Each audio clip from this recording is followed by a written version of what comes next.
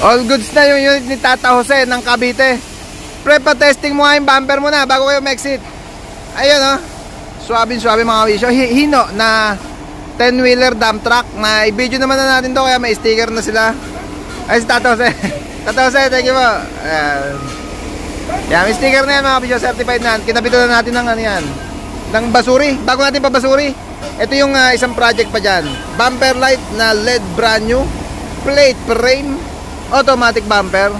Pre, basuri nga mo. Yan, kinapitan natin basuri to. Tsaka 4-feet na air horn nung unang pasyal nila sa Tarima natin. Ayun yung ating 4-feet. Yan ha.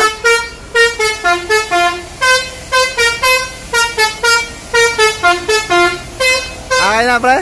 Yan, na-sound check naman na natin yan nung nilabas nila. At sabi ko nga niya, binalik to para dyan sa automatic bumper project. Pero napakalupit. Wag natin hayaan na hindi natin mabigyan ng kaprasong montage to.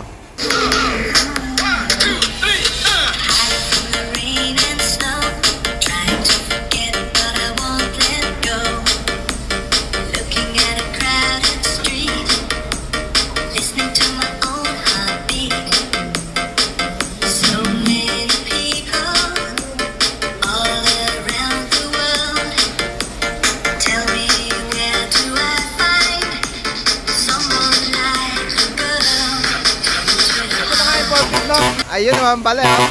Okay na, pa-exit na sila.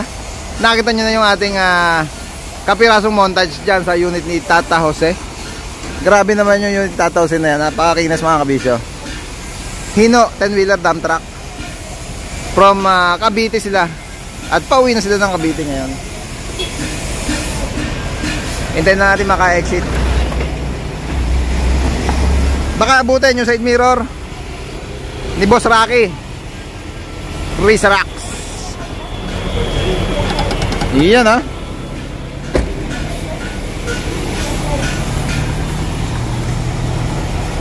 Medyo maputek. Naulan kagabi.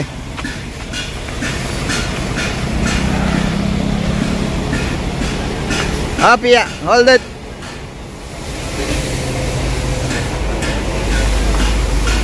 Nakikita nyo naman yung sinasabi kong makinis na unit ni Tata Jose na. Nakita nyo, ayan na. Pa-exit na, palapit na. Lupin the third ng Cavite. Ayan na, may matching taas bumper pa. Thank you, bye. Gravity. Lupin pala.